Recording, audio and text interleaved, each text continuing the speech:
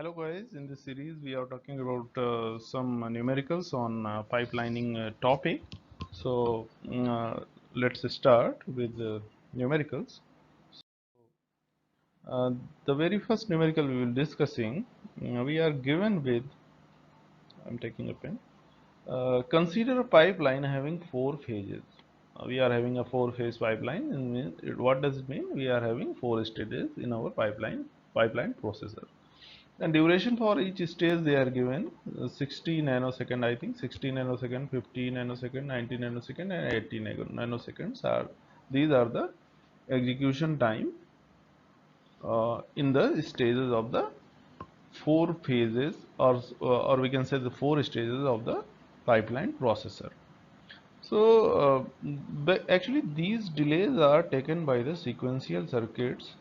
These delays are taken by the combination circuits which are inbuilt into the stages for the execution of the micro instructions. Suppose one stage is a fetch stage. So what this fetch stage do? It will simply fetch the instruction from memory to the program. Instruction register.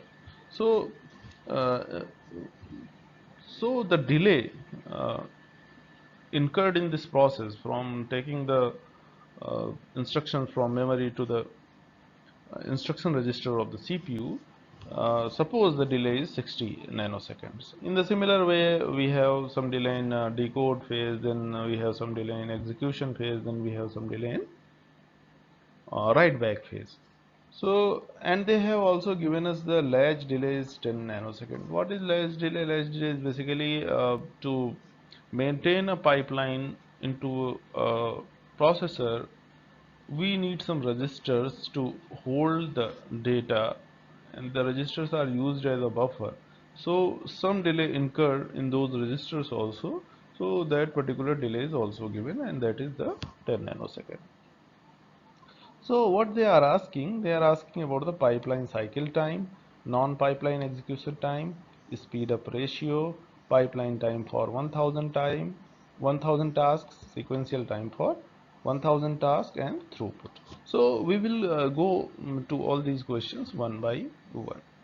So I think this numerical will lead you to better understanding of the pipelining concept. So the given data we already talked about. These are the stage delays and these are the register delay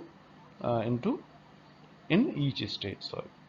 So part 1 we will calculate the pipeline cycle time. So what will be the pipeline cycle time? It will be the maximum time, because the delays are non-uniform. So to make them uniform, we have already discussed in some of the questions in pipelining. So to make the delays uniform, we will take the maximum time in one of the stages. So what will the maximum time in one of the stages? Maximum delay due to any stage. So maximum of 60, 50, 90 and 80 plus delay due to the register. So 90 plus 10, that is a total 100 nanoseconds will be cycle time. Means in one clock, the what will be the time for a one clock in this particular design? The clock time will be 100 nanosecond.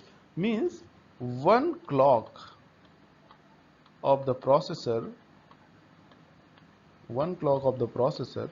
should be of 100 nanosecond. 100 nanosecond clock is required. So in generally in pipelining, what we try to do, we try to make CPI, clock per instruction, equal to approximately, we try to maintain it equal to 1. Means we want somehow to just execute one instruction in each clock, but it is basically a theoretical concept. In practice it is very difficult to achieve, but we try to do it. So in this particular design, we have to set the pipeline cycle time equal to 100 nanosecond. Means the clock time will be 100 nanosecond. Now talking about the next part, the next part is we have to find out non-pipeline execution time. Suppose we didn't have any pipelining, then what we will do, we will these all stages are merged together, and the total time or total execution time for one instruction will be equal to summation of all these stages, because only one instruction will go into the processor and one will be out. Then the next instruction will move into the processor. If it is our CPU, then in non-pipeline, what we will do, one instruction will be inside the CPU at one time, and when this instruction will finish the execution, then the next instruction will go inside the CPU. So in this case, the one instruction needs this time for its execution, and these are all delays in all the stages. So if we add up all the delays, we will find that it is 280 nanosecond, and each instruction will make CPU busy for 280 nanosecond if we don't use pipeline. So we have seen in our previous part that in the pipeline processor, this delay was only for, I think, 90 nanosecond plus 1 nanosecond, that is the 100 nanosecond. So in pipeline design, we achieve the execution time for one instruction equal to 100 nanosecond, and in non-pipeline design we are requiring 280 nanoseconds for execution of a single instruction. Now we will talk about the speed up ratio. The speed up ratio is basically non-pipeline execution time upon pipeline execution time. So non-pipeline execution time is 280 nanosecond and pipeline execution time is 100 nanosecond. So it is 2.8, means pipeline processor will be 2.8 times faster than the non-pipeline processor. So in this part, the part is we have to find out the pipeline time for execution of 1000 tasks. So we know that the first task completed, the first task, so the first task will be completed in first 4 clock cycles, and the remaining, for the remaining tasks we need only 1 clock cycle. First task needs, suppose these are the 4 stages,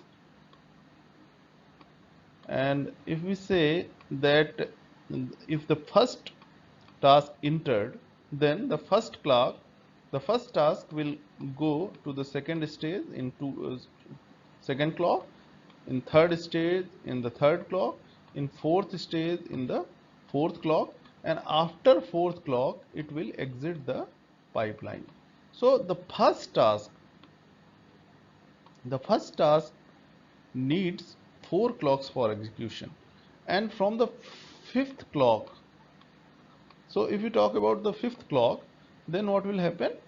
The second task will be here in fourth clock, and in fifth clock,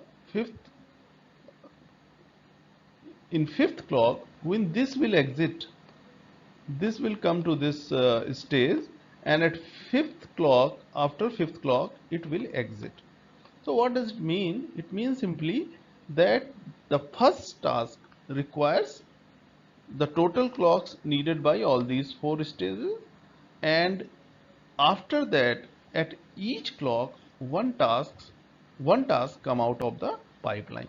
So the formula is for time completion for 1000 tasks, time taken for the first task plus time taken for the remaining tasks. So there were only 1000 tasks, so the first task will take 4 clock cycles, because it has to go 4 stages, and in each stage it is requiring 1 clock. So for first task we required 4 clock cycles, and for the all remaining will be coming out of the pipeline in each clock. So the total time will be 4 cycle time plus 999 into cycle time. So we have calculated in the pipeline processor architecture, the cycle time is 100 nanosecond in our previous part, and if we multiply and calculate this will comes to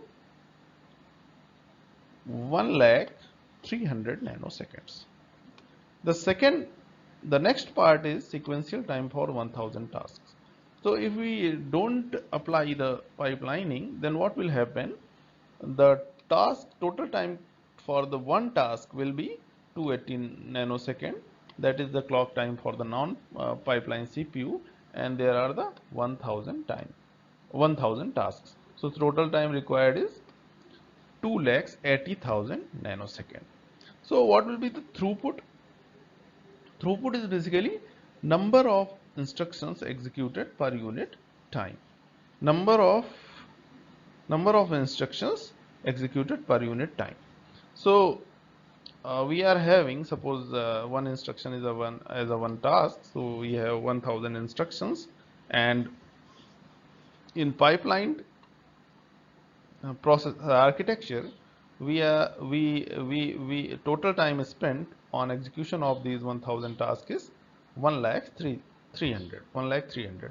So when we divide 1000 tasks with 1,300,000, then we will find the throughput of the pipeline architecture.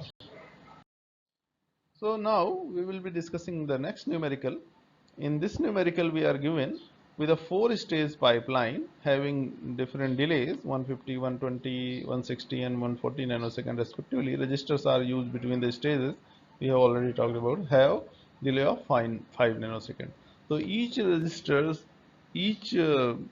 stage registers require 5 nanosecond each. Assuming constant clocking rate, means clock time is constant, the total time taken to process 1000 data items on the pipeline will be. So this question is very similar to the previous one. What we have to do, we have to just find out the clock time for this pipeline architecture. So the maximum of these delays plus the delay due to the register will be taken for the clock time. So the maximum of all these stages is 160, and more delay, that is due to the registers of the pipeline CPU, is 5 nanosecond. When added together, it will be 165 nanosecond. So this is the cycle time. And now they are asking that if you have to process 1000 data items, how much time will be required by this pipeline processor architecture. So now what we will do, we have to find out the number of clocks required by the pipeline processor for the 100 data items. So as we have discussed in the previous example, so what will be the total clocks required? Time taken for first data item plus time taken for the remaining 999 data items. So first item will require four clock cycles, because it will come out after the 4 clock cycle, 1 clock cycle for each stage, and after this task, all other data items will come out of the pipeline processor in 1 clock cycle. So total clock cycles required is 4 into cycle into 999 into cycle. And as we have discussed previously that in this particular architecture, we are having cycle time as 165 nanosecond. So when we will do operation on this particular data items, or in this particular data, we will find answer as 165.5 microseconds. As we know, the clock cycle time is given in the nanoseconds, and the answer we required in the form of microseconds. So this data is in the nanosecond. So what is the nanosecond? I think nanosecond means 10 to the power minus 9. And what is the microsecond? 10 to the power minus 6. So if we just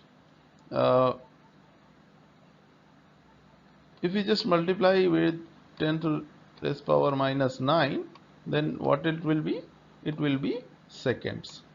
These are the seconds. Now if you try to convert it into the microsecond, the power should be 10 to the power minus 6. So to take the power to 10 to the power minus 6 from minus 9, we have to shift the decimal to the 3 places leftward. And what does it mean? It means 165.495 into 10 to the power minus 6 second, and this will be equal to 165.5 microsecond. So this is the answer for this particular part of the question we are given. Thank you guys. I hope that somehow you people got more understanding of the pipelining concepts by the numerical problems we solved in this particular video lecture. Thank you class.